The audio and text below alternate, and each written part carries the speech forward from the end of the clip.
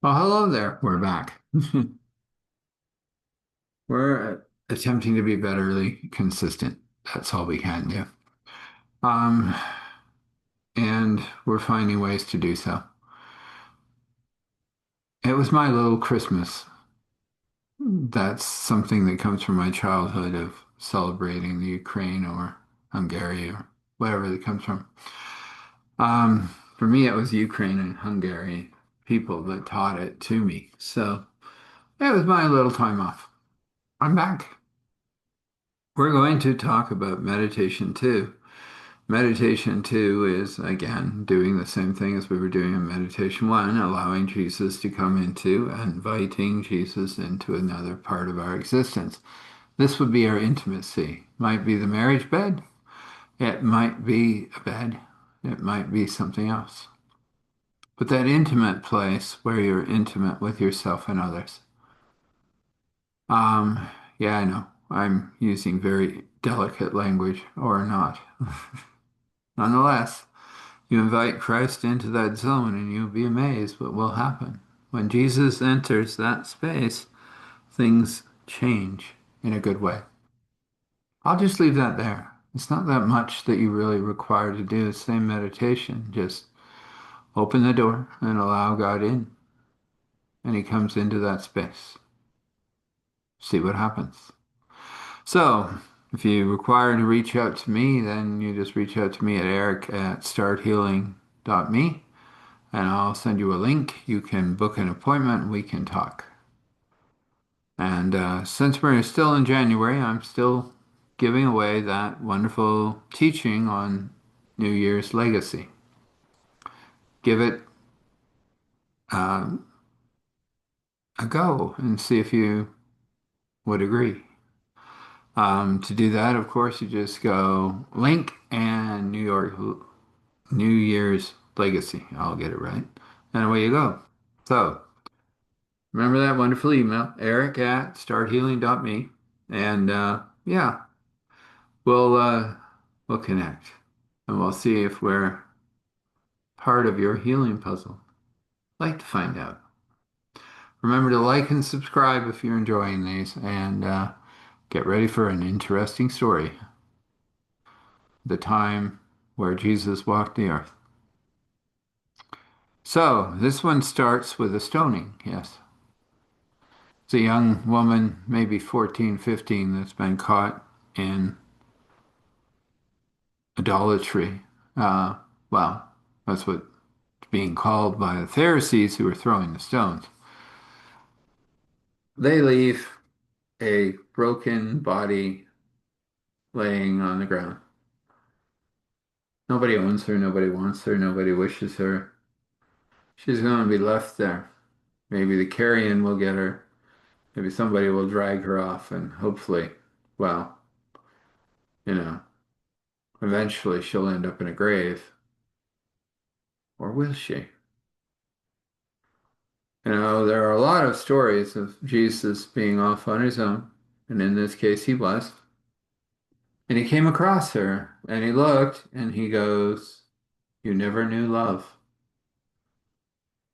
What a profound thing to say to a corpse that has just been pilfered because she became too old, too used, too worn out to continue as a temple prostitute or whatever. But something happened to this young woman, and she now lies dead. And Jesus looks down and goes, "Not happening. Not on my watch. This lady has never known love, never known anything else but this." And if you could see his eyes, you might see a bit of disgust, but not at her, at what man had become.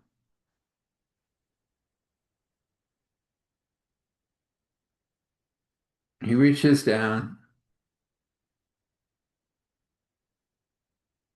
finds her hand in amongst the stones, and says, "Awake." And she does. She stands up. She goes, "I thought I was dead." "You were," Jesus said, "and you still will be to them." In a few minutes, an angel will take you somewhere.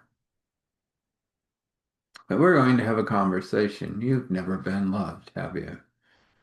Well, I know what, well, yes, you know what it is to be abused and hurt and used since your memory started being a memory, correct? Well, I was given to the temple for that service. Again, a flash, just a flash in Jesus' eyes of anger. Then it dissipates. He goes, well, let me introduce you to my Father who loves you. Right?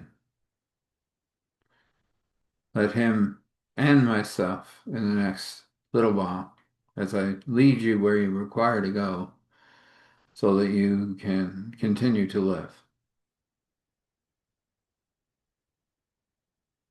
And as he does that, and as she connects to Father God, she starts to understand love.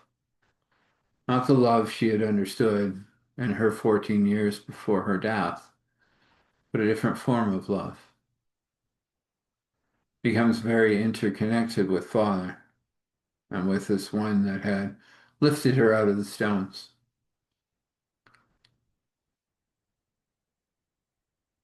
Will I not look for me? He goes, you do not look like you used to.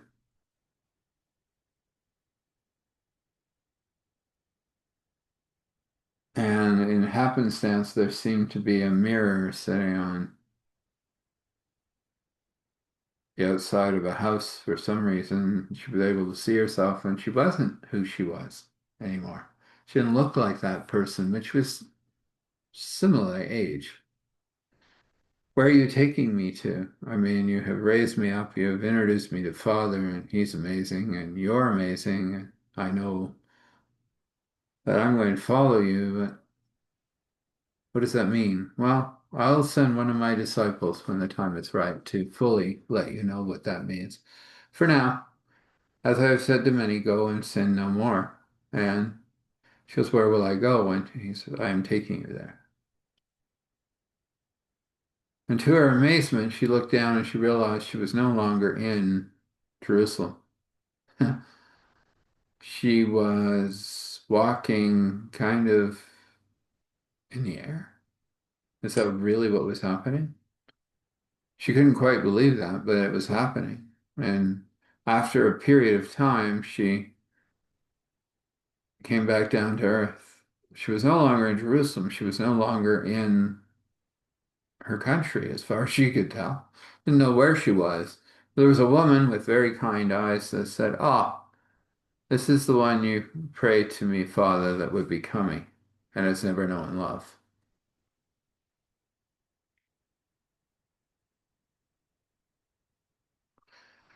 And Jesus said, that is correct. And there were eyes full of tears flowing.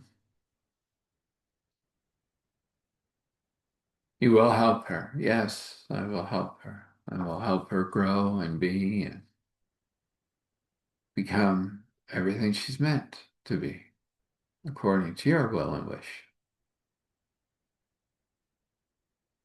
And then he was gone. And she was there with this woman who was very kind, took her in, gave her something to eat, told her to lay down and rest. She had been through a lot. She chuckled, yeah, I've been stoned, dead, alive, changed. Don't look like me anymore. The woman said, we will work together. We will find a way through this, and you will become something more than what you are now, even though God has completely changed you, healed you, forgiven you, and released you. She doesn't feel that. So she had a rest, and after the rest, she had more food. This was more food than she'd had in a long time. And the woman said, well, let's start with the beginning, and started to teach her from Genesis, moving through explaining who this man was that had raised her from the dead, talking about the scriptures in Isaiah, that she started with Genesis.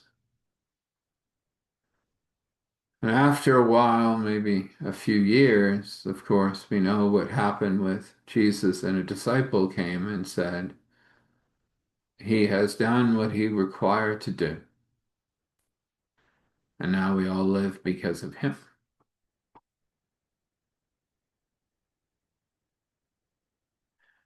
And she said, what must I do? And he said, well, accept his gift. And she said, I already did, but I will again.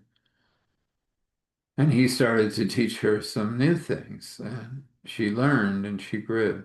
And wherever she went, she would talk about what she was learning to help others find what love was. And that is the story of the lady or the young lady that never knew love until Christ showed her what love was. Let's leave it there. You may say, well, that's full of holes. There's lots of things I'd like to know. Well, guess what? I can do a more in-depth one, but I'm gonna need some likes. Yeah, I'm gonna be that guy. It's all right. I'm only that guy once in a while. You know that. But if I can get some likes for this thing, then maybe we can fill in some of those holes.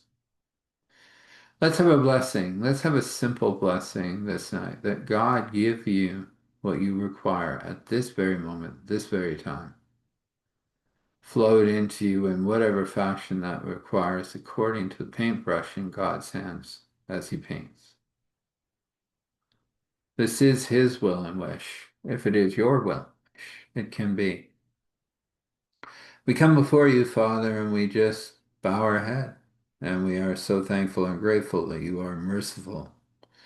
You release us from our burdens. You let us go from those things that have attempted, and in some cases have achieved, destroying us. And you bring us back to life, and you move us forward, and you show us a new life. And we thank you for doing so. And we ask if this is the first time or the 100th time, it's the first time, show them the Roman road. Show them John 3:16. Show them what James was talking about. Let them have a biblical reason for connecting to you. And if it's the 100th time, take them deeper. There's many more things to learn, many more things to understand about God and walking with God. So let those two things occur as you wish and as you will. Just look after us, care for us. Let the story resonate as you wish. We ask for grace and mercy and courage and strength as we go. And we leave this all in your care. And we say thankful, grateful, gratitude, thankful, grateful, gratitude, thankful, grateful, gratitude, standing in awe and honor and respect, allowing all glory to flow to Father, Spirit, Son. This is, and so this is. When you rest, rest well. When you wake, wake well. And know that your path is well lit by God. Till next time, blessings.